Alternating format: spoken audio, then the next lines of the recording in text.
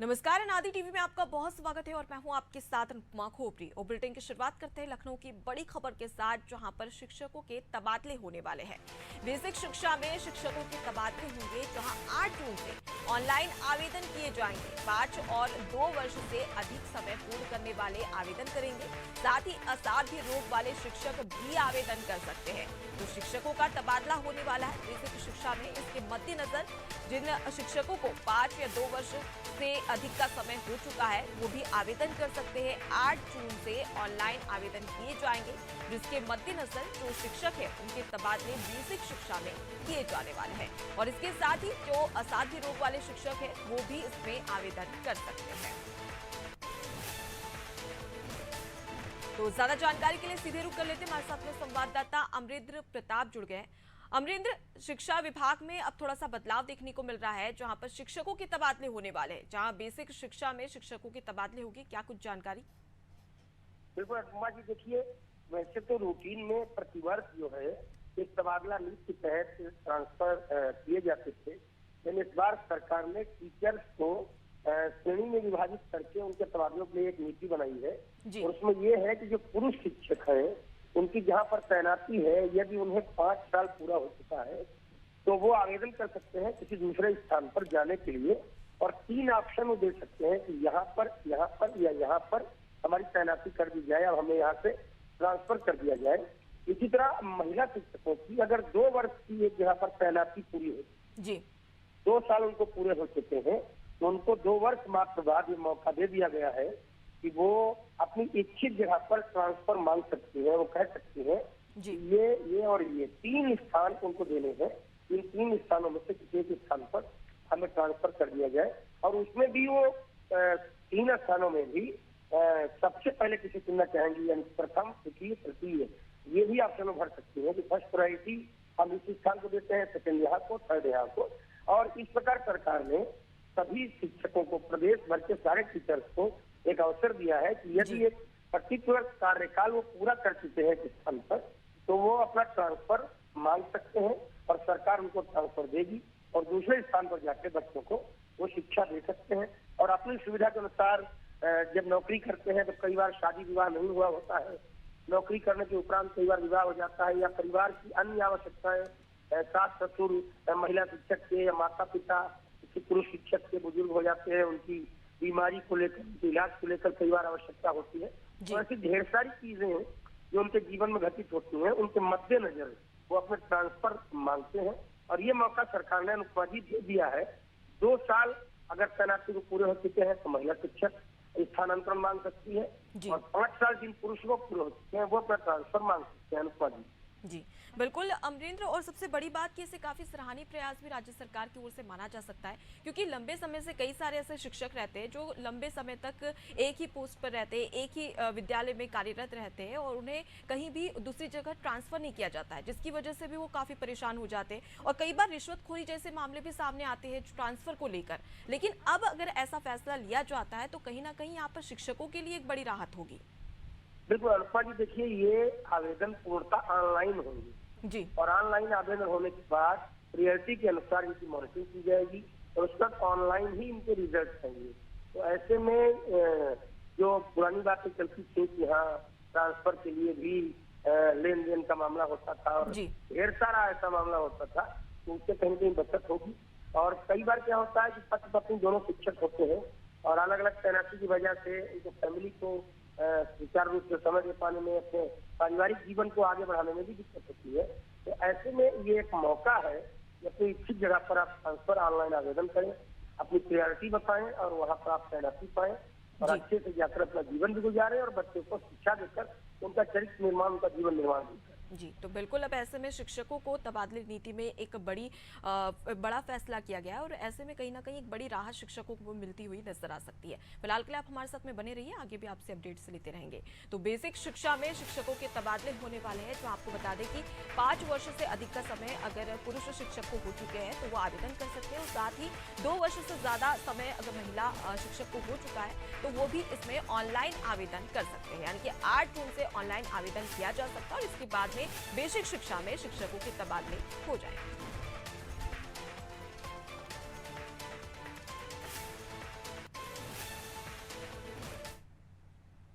लखनऊ से एक और बड़ी खबर सामने आ रही है, जहां पर आपको बता दें कि अब उत्तर प्रदेश की विद्युत आपूर्ति बढ़ेगी, जहां जल्द 660 मेगावाट की इकाई शुरू होगी, जहां ओबरा में निर्माणाधीन 2 इकाइयां हैं। आपको बता दें कि 30 जून को उत्पादन शुरू कर सकते हैं। साथ ही योगी सरकार के प्रयासों से ये व्यवस्था सुधरी है, जहां आउटसोर्स कर्मियों का भी प्रशिक्षण होने वाला है। यानी कि उत्तर प्रदेश में विद्युत आपूर्ति बढ़ेगी और इसके लिए लगातार राज्य सरकार की ओर से प्रयास भी किए जा रहे हैं। और इसी के मद्देनजर अब 660 मेगावाट की इकाई जल्द शुरू होगी। और जानकारी के लिए आपको बता दें कि ओबरा में 2 इकाई निर्माणाधीन है, जिनका कार्य अभी भी जारी है। और ऐसे में एक काफी अच्छा प्रयास और व्यवस्था आपूर्ति के लिए, जिस प्रकार से बिजली आपूर्ति में कहीं ना कहीं कमी देखने को मिलती है, ऐसे में उत्तर प्रदेश की जनता को राज्य सरकार के इस प्रयास से कहीं ना कहीं एक बड़ी राहत भी मिलेगी। ज्यादा जानकारी के लिए सीधे रुख कर लेते हैं, हमारे साथ में अमरेंद्र प्रताप सिंह जुड़ चुके हैं, हमारे संवाददाता। अमरेंद्र, अब राज्य सरकार का एक और बड़ा फैसला, जहां पर जिसके मद्देनजर अब विद्युत आपूर्ति में काफी राहत मिलेगी। कई सारी ऐसी जनता है जो कि बिजली कटौती की वजह से काफी परेशान होती है, लेकिन अब विद्युत आपूर्ति के चलते ये फैसला लिया गया है। अब विद्युत आपूर्ति बढ़ेगी तो आम जनता को कहीं ना कहीं कटौती से राहत मिल सकती है। बिल्कुल अल्पा जी, देखिए ओबरा पहले से ही विद्युत उत्पादन का केंद्र रहा है जी। राज्य सरकार की तरफ से वहाँ पर पहले ही बिजली घर बिजली उत्पादन केंद्र बनाया हुआ है, वहाँ से बिजली सप्लाई होती है।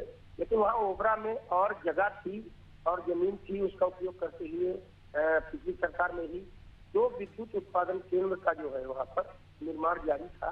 उसमें एक विद्युत उत्पादन केंद्र जो है वो तैयार हो चुका है और वहाँ 660 मेगावाट विद्युत का उत्पादन शुरू हो गया है।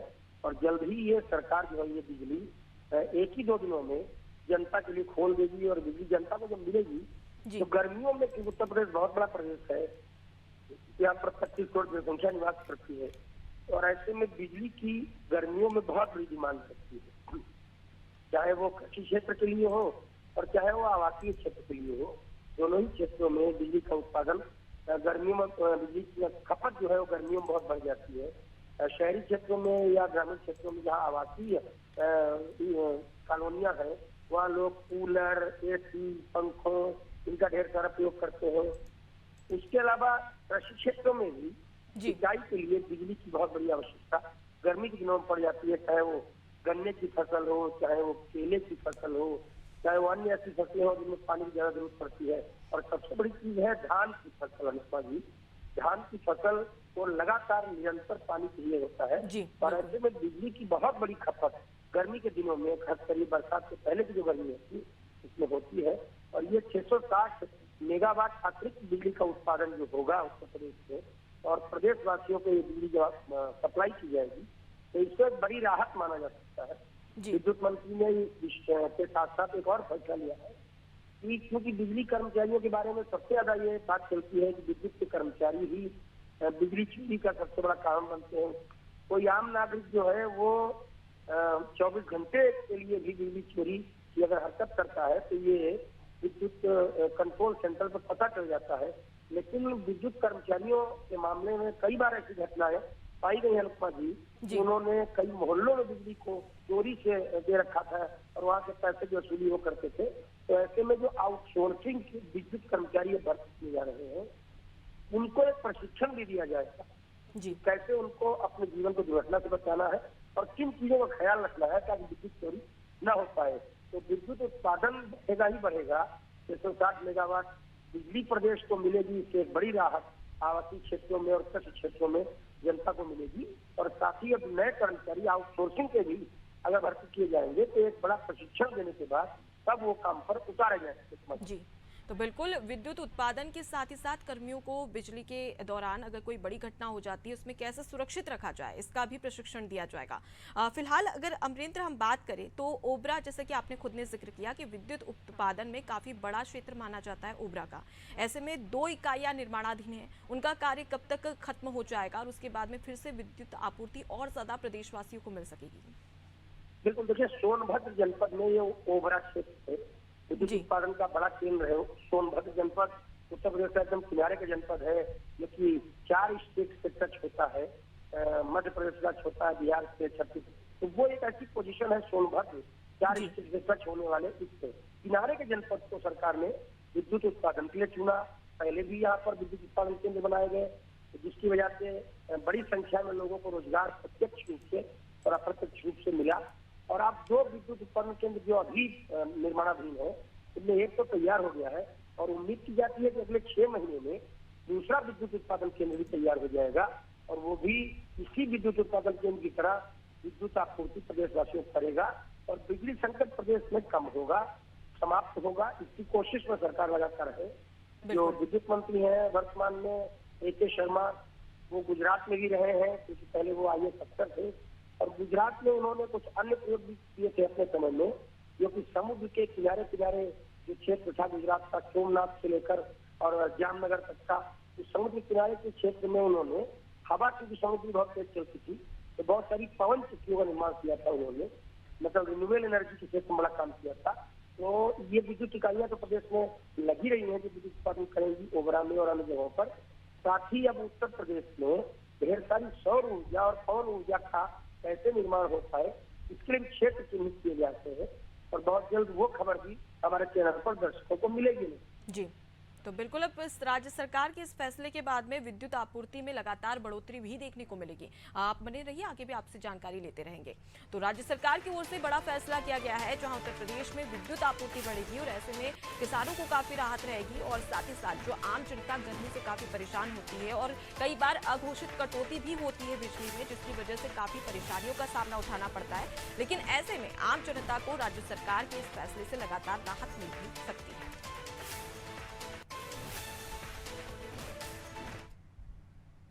लखनऊ से एक और बड़ी खबर सामने आ रही है जहां पर सरकारी डॉक्टरों को अब विवरण देना होगा। आपको बता दें कि सरकारी अस्पतालों के डॉक्टरों को अब विवरण देना होगा, जहां OPD में देखे गए मरीजों का विवरण देना होगा, सर्जन को सर्जरी का भी ब्यौरा देना होगा। तो वहीं अस्पताल प्रशासन उपकरणों की जानकारी देगा और साथ ही प्रतिदिन उपलब्ध दवाइयों का विवरण भी देना होगा।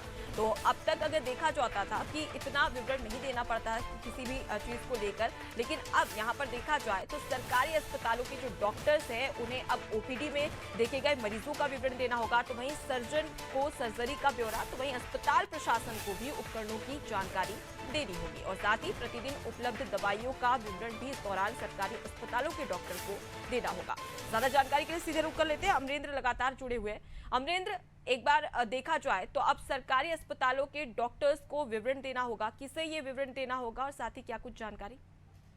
बिल्कुल, देखिए अभी तक क्या होता था सरकारी अस्पतालों में, मरीज एक पर्चा बनवाकर डॉक्टर के पास लाइन में लग करके अपनी परेशानी को दिखाने के लिए पहुंचते थे। डॉक्टर उनकी परेशानी को सुनने के बाद उनको दवा जो अस्पताल के अंदर से ही उपलब्ध कराई सकती थी वहां से, और यदि कोई दवा बाहर से लिखने नहीं होती थी उसके लिए देते थे। लेकिन आज सरकार ने निर्देश दिया कि डॉक्टर जो है उनके पास कंप्यूटर सिस्टम रहेगा और उसमें वो ऑनलाइन अपना पूरा विवरण फीड करते रहेंगे कि आज हमने OPD में इतने मरीजों को कुल देखा, इस मरीज की ये परेशानी, इस मरीज की ये परेशानी, इस मरीज की ये परेशानी, और पर्टिकुलर मरीज को क्या दवा हमने रिकमेंड की और क्या उसको लिखी। क्योंकि कई चीजें आती थी शिकायत के रूप में कि हॉस्पिटल में दवा उपलब्ध होते हुए भी बाहर से दवा लिखी जाती थी, ऐसी शिकायतें आती थी। मरीजों को सरकारी अस्पताल की सरकारी सुविधाओं का लाभ देने के बजाय उनको बाहर दुकानों पर दवा खरीदने के लिए लिखी जाती थी और वो दवा खरीदनी होती थी उसमें कहा जाता था कि वो इच्छित दवा लिखी जाती थी जिसकी आवश्यकता मरीज को भले उस समय ना हो और ज्यादा पैसा मरीज को दवा पर खर्च करना पड़ता था। और ये भी सुनने में रुपया आता था कि उस मेडिसिन पर एक कमीशन बनता था जो कि मेडिसिन का दुकानदार या मेडिसिन कंपनियों के एजेंट जो है वो डॉक्टर्स को पहुंचाया करते थे। तो ऐसी शिकायतें सरकारी स्तरों में आम थी। मरीज की आवश्यकता उतनी बड़ी नहीं है, उसकी आवश्यकता अनुसार जो दवा चाहिए होती है उसको वो हॉस्पिटल में ही मौजूद है, बावजूद इसके हॉस्पिटल की दवा एक्सपायर हो जाती थी और बाहर से उनको दवाइयाँ लिखी जाती थी। तो एक तरफ मरीज का तो बड़ा नुकसान होता ही था आर्थिक, उसका पैसा फालतू बर्बाद होता था। दूसरी तरफ एक भ्रष्टाचार को भी बढ़ावा मिलता था कि वो मेडिसिन का दुकानदार और मेडिसिन की कंपनियां जो लो क्वालिटी दवाइयां हैं जिनकी आवश्यकता नहीं भी है मरीज को, विटामिन वगैरह जबरदस्ती लिखते हैं या कुछ पाउडर या कुछ सीरप लिख करके मरीज को दिए जाते थे। लेकिन अब जो है पूरा दर्ज करना होगा, तो ऐसे में ट्रांसपेरेंट हो जाएगा कि हाँ ये मेडिसिन तो इस मरीज की मेडिसिन ये हुई और ये अस्पताल में मौजूद है। तो ऐसे में अगर बाहर से कोई दवाई की जाए तो गलत माना जाएगा और उसकी मॉनिटरिंग होगी और उसकी जांच होगी। और एक अप्रत्यक्ष तो बिल्कुल अमरिंदर, भ्रष्टाचार अब पर ऐसे में कहीं ना रोक कहीं लगे। जो कमीशन खोरी होती थी अस्पतालों में वो काफी बंद हो जाएगी। और कई बार जैसे कि आपने भी जिक्र किया भ्रष्टाचार का कि लगातार दवाइयों का लेन देन भी होता था लेकिन उसकी जानकारी नहीं दी जाती थी, तो ऐसे में जो बड़ी घपलाबाजी होती थी उस पर कहीं ना कहीं अब रोक लगेगी। फिलहाल के लिए आप हमारे साथ में बने रहिए, आगे भी जानकारी आपसे लेते रहेंगे। तो लखनऊ से आपको एक खबर बता रहे थे जहां पर अब डॉक्टरों को अपना ब्यौरा देना होगा। अगर सर्जरी की जाती है तो सर्जन को अपना ब्यौरा यहां पर देना होगा।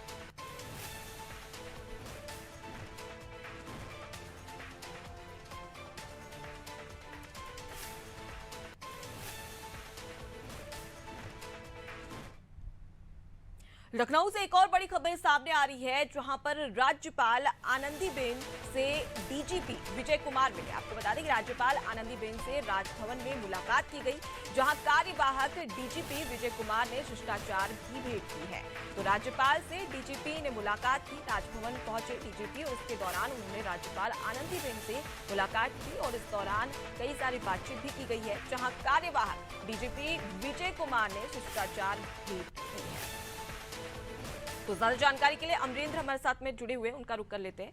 अमरेंद्र, राज्यपाल से डीजीपी विजय कुमार मिले हैं और साथ ही मुलाकात की, बातचीत की गई है, क्या कुछ जानकारी? अनुपमा जी, यूं तो इस मुलाकात को शिष्टाचार भेंट कहा जाएगा जी कि डीजीपी ने अभी अभी अपना कार्यभार ग्रहण किया है। नए डीजीपी है विजय कुमार उत्तर प्रदेश के। उत्तर प्रदेश बड़ा प्रदेश है तो निश्चित रूप से यहाँ पुलिस फोर्स भी बहुत बड़ी है जी और डीजीपी विजय कुमार ने अपनी जिम्मेदारी संभालते ही राज्यपाल से जो मुलाकात की उसे शिष्टाचार भेंट जरूर कहा जाएगा, लेकिन निश्चित रूप से एक महत्वपूर्ण मुलाकात है क्योंकि राज्यपाल राज्य की संवैधानिक प्रमुख होती है। संवैधानिक संस्था राज्यपाल कहलाती है और राज्यपाल आनंदीबेन पटेल काफी लंबे समय से उत्तर प्रदेश के राज्यपाल के रूप में कार्य कर रही है और संवैधानिक प्रमुख से सुरक्षा प्रमुख यानी पुलिस प्रमुख की मुलाकात को काफी महत्वपूर्ण माना जा रहा है।